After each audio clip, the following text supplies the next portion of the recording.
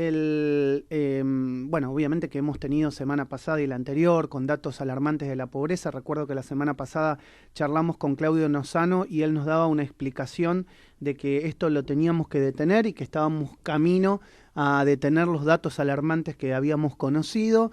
Y bueno, qué mejor que seguir charlando con economistas, con referentes que tanto tiempo nos han atendido y que bueno, hoy tienen una función, en este caso legislativa, como Itay Hackman, para que nos cuente a ver si estamos en el buen camino bueno, hay que esperar un poco más para que los temas económicos empiecen como de alguna manera a centrarse.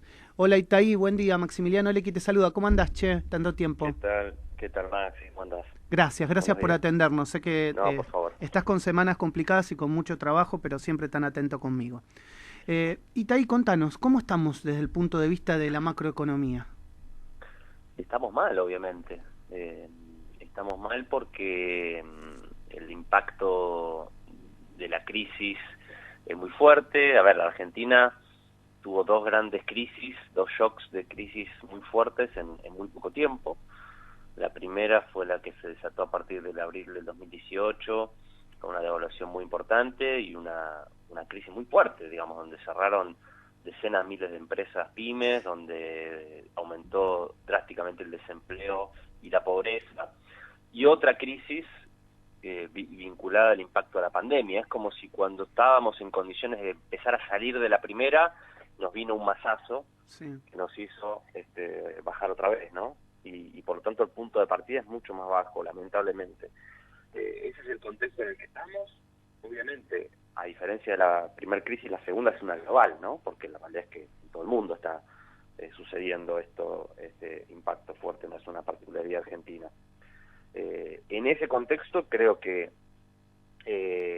la política social, por supuesto, no logró evitar los números que vimos hace pocos días, el aumento de la pobreza, sí logró amortiguar, ¿no? Es decir, si uno hiciera el ejercicio, algunos lo han hecho, estadístico, de qué hubiera pasado con la pobreza y la indigencia sin ingreso familiar de emergencia, ATP, programa alimentar, es decir, qué hubiera pasado sin toda esa política social, bueno, obviamente estaríamos en una situación mucho peor. Obviamente el impacto existe y desde acá hay que salir. Creo que las políticas van en la dirección correcta.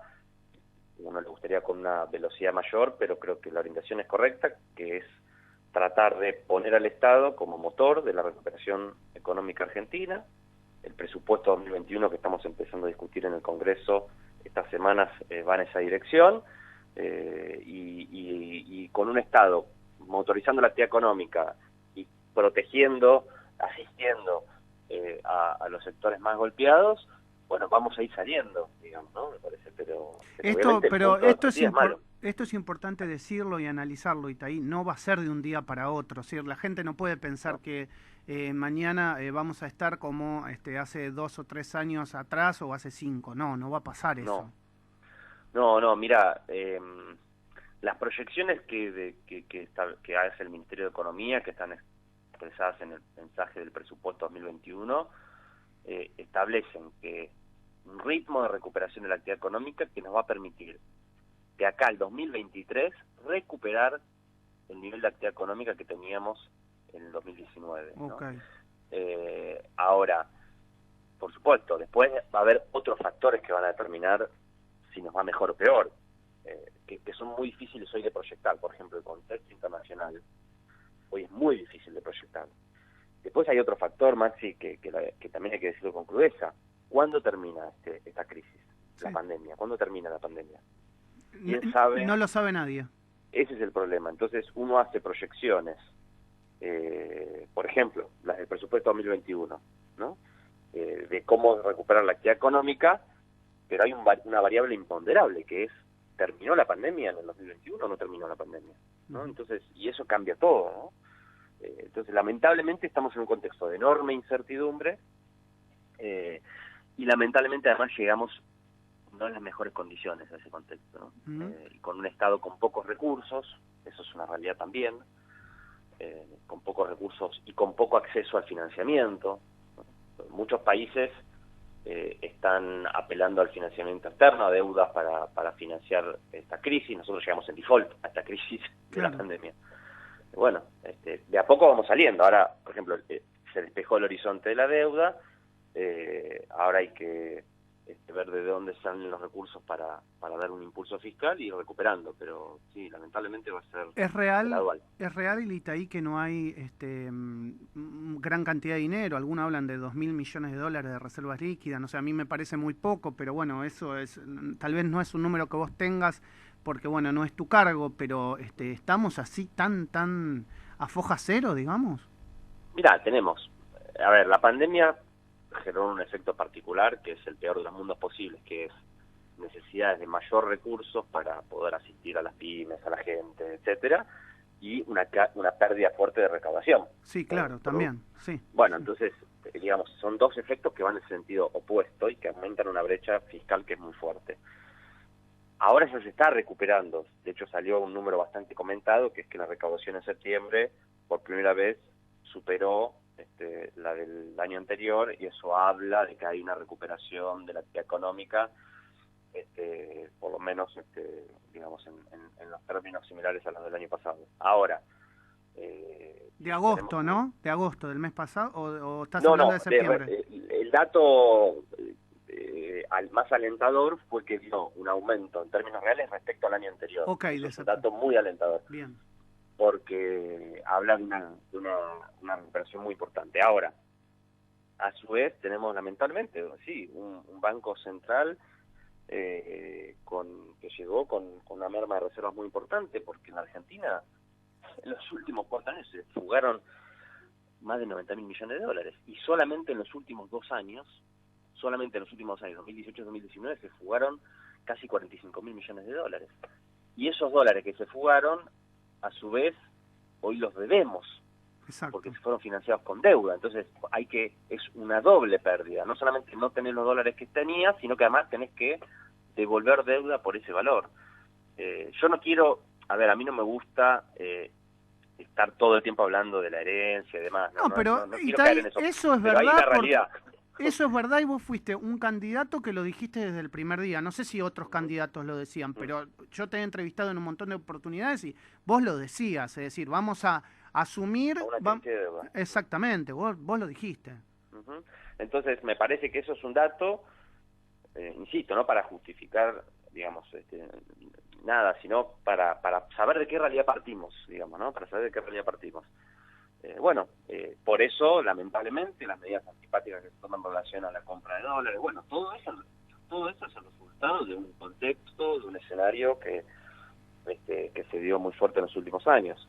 Y ya que hablas de esto, medida antipática de la compra de dólares, igual también hay que decirlo, digamos, cuando Macri se va con un cepo, que está claro que lo pone Macri porque no aguantaba más la situación económica. Obviamente el gobierno en este momento y en este contexto no lo puede sacar, está clarísimo eso.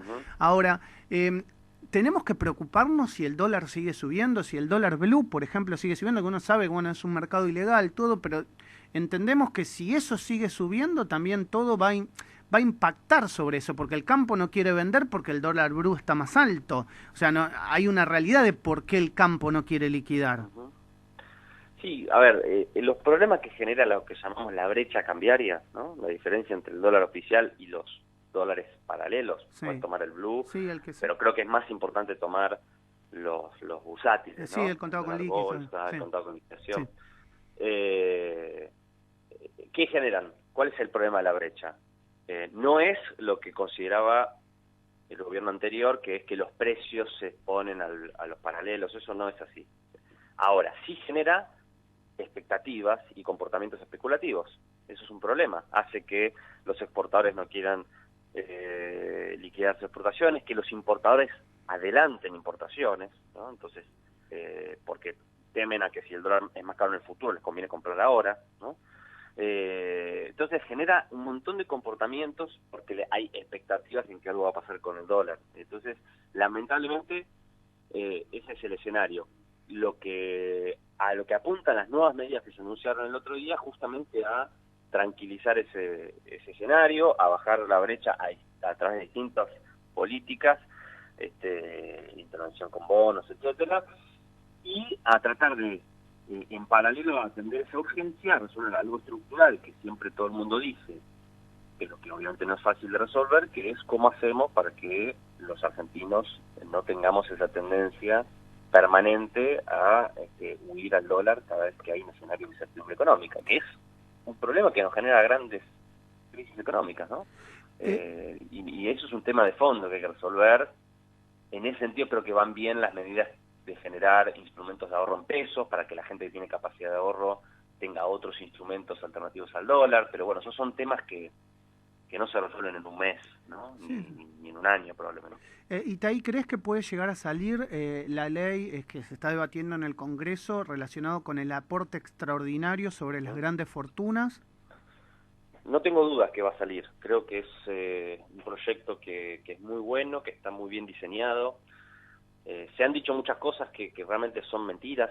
A esta altura ya no las califico, porque al principio pensaba que era gente que había interpretado mal, que no entendía cuál era el contenido del proyecto. A esta altura creo que son directamente, digamos, mal interpretaciones forzadas, porque esto es un proyecto que claramente alcanza a un sector muy pequeño de la sociedad argentina, que no afecta ni a la clase media, ni a la clase media alta, que no afecta a ningún empresario pyme, ni a un productor agropecuario, como se ha dicho, que no tiene ni efecto desaliento sobre la inversión, porque es un aporte que se hace en base a la riqueza personal y no en base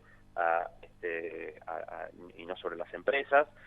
Y la verdad es que se ha buscado la manera en que sea a la menor cantidad de gente posible, pero a su vez que sea un monto de recaudación que sea significativo, ¿no? Porque esto no es solamente una cuestión simbólica, sino que realmente necesitamos recursos para poder seguir asistiendo a las empresas y a las familias. La pregunta es, si no se lo podemos pedir ese aporte a las 10.000 fortunas más importantes de la Argentina, ¿de dónde vamos a sacar esos recursos? ¿Vamos a seguir sacándole a la clase media, a los trabajadores, a los sectores populares? Bueno, es algo de sentido común, creo yo, y a pesar de que hay un bloque que se ha pronunciado tajantemente en contra, creo que el resto de los bloques va a acompañar y ese proyecto va a ser una realidad y va a ser un proyecto muy importante. Ojalá además nos permita abrir una discusión más profunda sobre cómo se tiene que financiar el Estado en Argentina, que es también una discusión de fondo que habría que dar. Coincidimos que necesitamos recursos. Ahora, quienes los tienen y tampoco las quieren liquidar son los exportadores. ¿Qué hacemos si no podemos obligarlos a liquidar? Bueno, hay que pensar estrategias. El gobierno ha tenido una estrategia de dialogar con los actores, particularmente con el Consejo Agroindustrial, que representa un poco al complejo agroindustrial exportador, y con este gesto de los 3 puntos de las retenciones hay una expectativa que liquide. Y si no, hay que pensar otras maneras. Los dólares que generan las exportaciones en Argentina son una cuestión, primero, que son el resultado no solo de la inversión y la actividad que desarrollan las empresas y los productores, sino que también son el resultado de el suelo y los recursos naturales que tiene nuestro país. Y los dólares que se generan son necesarios para que la actividad económica argentina funcione, con lo cual cuando hablamos de que el Estado tiene que administrar esas divisas, no es una discusión como muchas veces se plantea de estatismo versus propiedad privada, no tiene que ver con eso, tiene que ver con que si el Estado no administra esas divisas, si esas divisas quedan a merced de lo que quieran hacer solamente quienes hacen usufructo del suelo y de los recursos naturales de la Argentina, comprometen el funcionamiento de toda la economía. Entonces, es también algo de sentido común, de racionalidad económica elemental, que el Estado que exista una administración razonable de las divisas de nuestro país. No, y repito, por vocación antiempresaria ni antimercado, sino por necesidad estructural de nuestra economía, ¿no? Eso me parece que es lo que tenemos que aprender de tantos procesos y crisis que hemos vivido en las últimas décadas, ¿no? Si nosotros no administramos inteligentemente los dólares, siempre vamos a chocar cada 10, 15, 7 años con crisis de divisas. De esta naturaleza, sí. La última, y lo digo, digamos, en base a mi honestidad intelectual con lo que vine diciendo estos días, con la medida tomada, y también porque conozco un poco tu historia, creo que, historia de militancia, ¿no? Creo que en ese punto hemos muchas veces pensado lo mismo, que tiene que ver con las actividades extractivas del suelo. A mí me jodió mucho, te lo digo realmente, cuando escuché que le bajaban las retenciones a la extracción minera. ¿Qué te pasó a vos? Sí, a ver, en realidad lo que hicieron fue reglamentar un artículo de una ley que se aprobó en diciembre, ¿no? Que establece este tope de 8% a la exportación minera. Sí, a mí tampoco, a ver, yo tengo una visión negativa, no, digamos, hay una discusión más de fondo, ¿no? Sobre la cuestión medioambiental y el uso de los bienes, los recursos naturales o los bienes comunes. Sí, por eso ahora, te lo pregunto, sí, justamente lo que por más eso. lo que más perjudicial me parece es cuando lo que impera es una lógica de mera extracción y de exportación sin ningún agregado de valor, ¿no? Porque ahí es donde la Argentina se convierte básicamente en una plataforma de casi de saqueo, ¿no? Yo creo que la visión que tiene este gobierno es una visión de que la lógica económica argentina no tiene que ser esa, que la Argentina no tiene que ser un país meramente exportador de materias primas, en este caso minerales, sino que tiene que ser un país que pueda avanzar en la industrialización de esos recursos y a través de esa dinámica alcanzar niveles de desarrollo, de progreso. Entonces, creo que esa es la visión que prima. Pero bueno, me parece que por ahí pasa, digamos, no pasa, digamos, no quiero solapar el otro debate, pero lo que me parece que la discusión de fondo tiene que ser esa: ¿cómo hacemos para que esos recursos que tiene la Argentina se puedan industrializar, se pueda agregar valor y que no seamos meramente una plataforma de exportación de bienes primarios? Yo creo que esa es la visión predominante en el gobierno, creo que es la orientación a la que se quiere ir, y por eso obviamente me siento identificado y soy parte, digamos, ¿no? Itaí, gracias como siempre. Te mando un abrazo grande. Gracias por siempre atendernos cuando te convocamos. Espero verte pronto. Sí. Un gran abrazo. Un abrazo grande, che. Un gran abrazo. Itaí Hackman, diputado nacional del Frente de Todos, charlando en la mañana del arranque aquí en Radio Sónica. Gracias a él.